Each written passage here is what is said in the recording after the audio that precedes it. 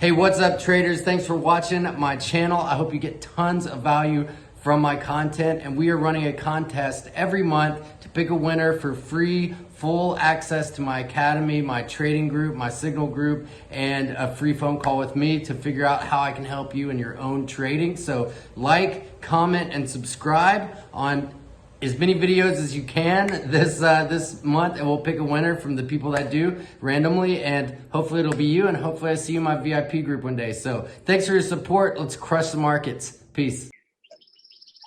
Hey, what's up, traders? It's the 19th of April 2020, and this is our weekly outlook video going over Forex pairs. Going to take a look at oil, going to take a look at dollar CAD, and the virus seems to have been plateauing a bit. And, I was just thinking about it today and talking to Twanza from the group. Shout out to you if you watch this video. Look, human beings have the attention span of a goldfish. So she said that she was at Walmart and, just the place was packed. And I think eventually, whether or not the virus picks up steam or not, people are just going to start going out anyways. People are already starting to protest. So I think we're coming to a big point in the markets with the virus, with everything going on. So it's going to be a bit of a make or break point for sure. And, with the stimulus checks going out, the Federal Reserve's been exhausted all their small business loan funds for now. And so I guess they're trying to work out a deal where they get more funding to send out to Americans and small businesses and stuff, and more stimulus. And if that happens, that's just going to weaken the dollar further. And so long term, if you've been trading my my gold setups, silver setups, this is only going to weaken the dollar long term. So this is going to be a big week for seeing what happens with all that, with the yen as well, where we're at with that, and the dollar strength, as well as Canadian dollar and Australian dollar too. So let's take a look at the charts. And my my allergies are killing me right now from all the pollen and stuff this time of year. So just bear with me. And just a few interesting charts I was looking at. This is General Electric, and if we're looking for a bottom in the S&P and in equities, maybe we make one more big bottom. There's going to be some huge buying opportunities. General Electric, this is a company that's not going to fail. Let's see, what else was I looking at last night? Here is Bank of America. Well, Bank of America is doing okay, but they're making money from all these bailouts as well. Let's see, is this there's Air France. I was looking at Boeing. Yeah, this is Boeing right here. So, they had some issues with some of their aircrafts in 2019, but look, this looks like potential breakout. So there's going to be some big moves higher beyond just Forex. So, I encourage you to have a look at home at everything else going on as well. So let's take a look at the euro first. So the euro has been just a pretty interesting ride, to say the least. And we've been at a breakout point last week, and we broke down on Thursday and Friday. Now I'm watching this level super closely. So if we break back above 108.80, then I'm going back in and buying this dip here. So I have this set up as a trend line going here, but this could also, we could be looking at horizontal supports here. And, this seemed pretty well in play, I guess you would say. So I'm going to be looking at this level super closely going into the start of the week this week. And we also have, you could look at it this way. You could look at it this way and watch that line for the breakout higher. So EURUSD is at an interesting juncture for sure. Take a snapshot of this to send to the group, and let's take a look at. If we're going to look at EURUSD, now let's look at the dollar index. Here we go. And man, this is interesting. So you can see where I had this blue line. I actually even haven't opened this weekend, the dollar index chart at least. And the blue line, I went over this chart last Sunday. The blue line was to signify where we would break back inside this channel. And if you remember, I said, you know, it's super likely that we retest the top of this channel. And well, here we are. So retesting the top, and as long as we stay back on the inside of this, I'm going to be bearish to dollar. And I think lower prices in the dollar seems very likely. So, but now, if the S&P 500, somebody asked in the group, what's the correlation between the dollar index and indices? Well, specifically, it is more indices and the dollar. And so if say the S&P 500, for example, sells off this week, that would be the one catalyst. That would be the one catalyst that I would say, okay, we're going to see the dollar significantly strengthen. Let me see if I can find. There's the S&P. And I think it's very possible that we do potentially sell off this week, because I've just been watching this 61.8 level very, very closely. And you can see this is a significant zone. Like I said in my previous video, a lot of times I'm going to do another training video on this for the academy, but it's so important that we just look left to see what's happened previously, and you can see how significant of a level this is here. So we are going to hit some very strong resistance when we get up there. So whether or not we break higher and then turn lower and then make a whole new low, now that would be the catalyst that would make the dollar, you know, crazy strong, make a higher high, make a new high. And if this was the case right here, what I just drew, then the potential that we retested this low of the megaphone line. Now, if you've been in my group for long enough, you would remember me talking about this back in November. This throw over, this megaphone that we're in now, then the potential that we sold off all the way that far. Now that would mean, like, what would be the catalyst for that to happen? You know, maybe we open back the country up, and then the coronavirus just goes through the roofs and deaths skyrocket, and then we have to go into a whole new, more hardcore phase of quarantine. Well, you know, I really hope that doesn't happen. But the other side of this, if we break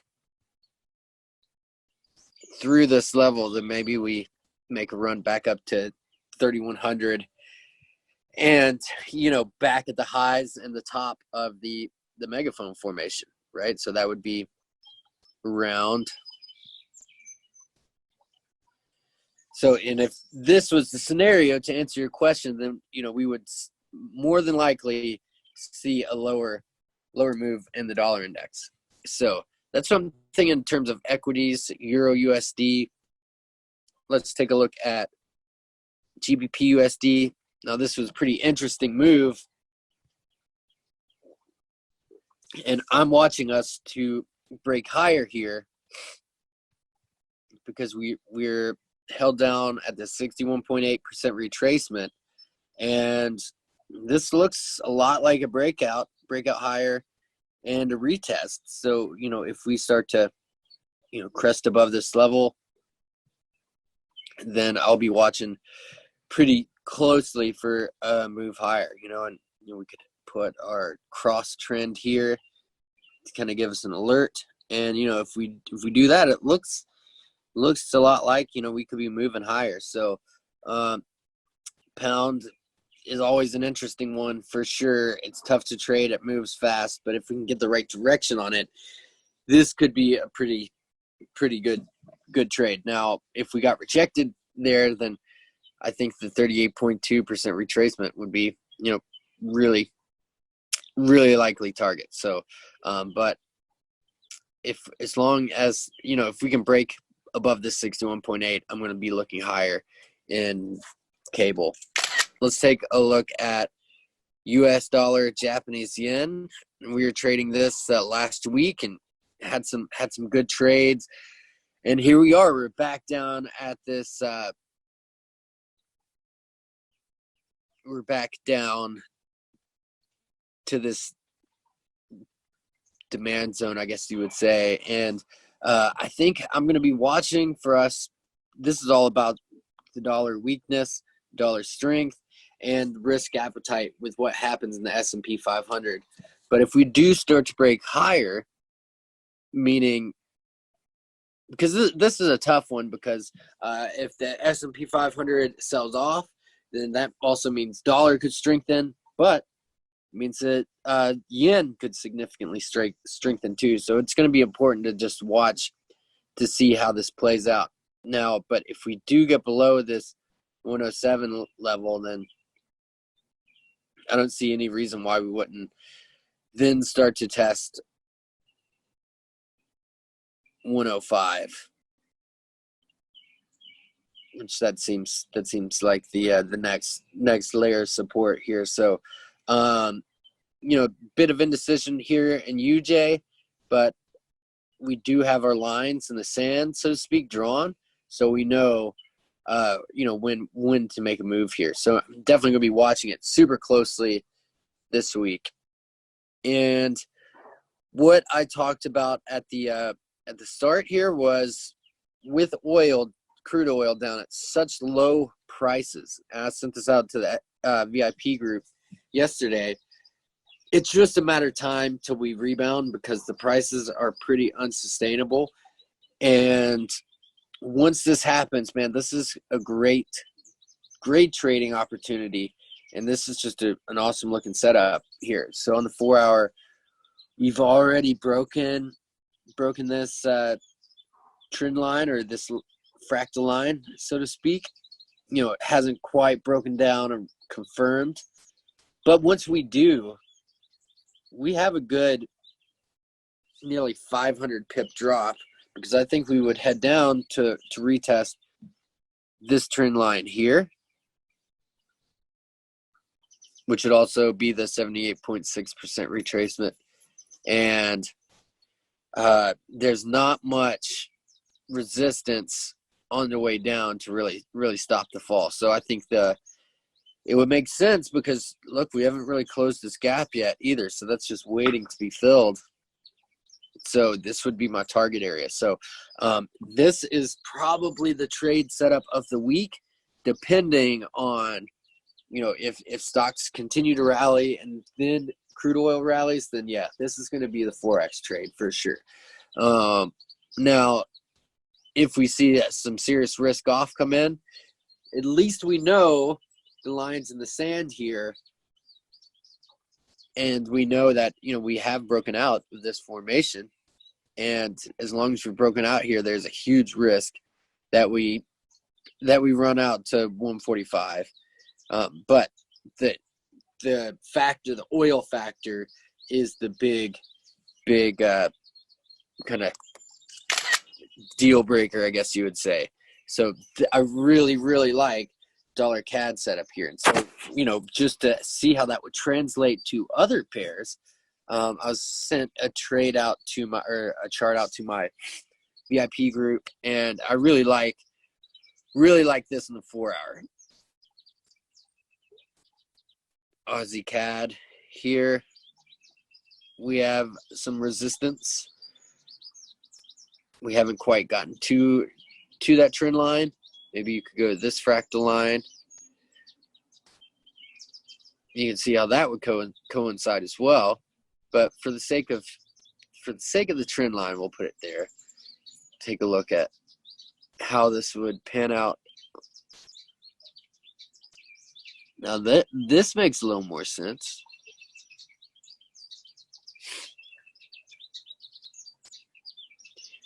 So there we are with AUDCAD. You can see the dojis here. A lot of exhaustion going on the daily chart. We have the moving average coming in as well. So, you know, if trading in a big way is like putting together the pieces of a puzzle, and that is definitely what's going on here. A lot of them line up for sure. Let's see, we have divergence here on the 4-hour. And this potentially looks like a double top. Let's see, you know what? To me, that looks like a double top setup. So that I would be watching for maybe a breakdown out of this as a layer of support. And let's see, I have this nifty iPad Pro here. Let's see, and so it comes with this Apple Pencil. So just want to use it once. And so you can see here is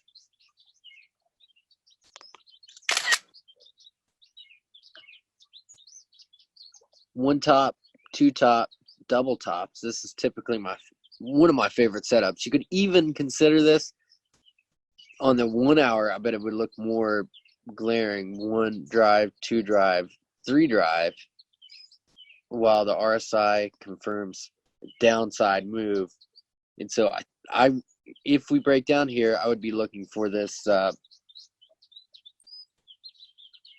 moving average as the target, which potentially be 200 pips. So I really like that setup as well. So it's going to be an interesting. There we go. It's going to be an interesting week, most definitely. And you know, the best thing we can do is, one, hope for the virus to end, and to watch how the correlations between the stock market, the FX market, and the way everything ties together. So that being said, hope you found this video helpful, and I will see you in the VIP chat room. Thanks, everybody. Peace.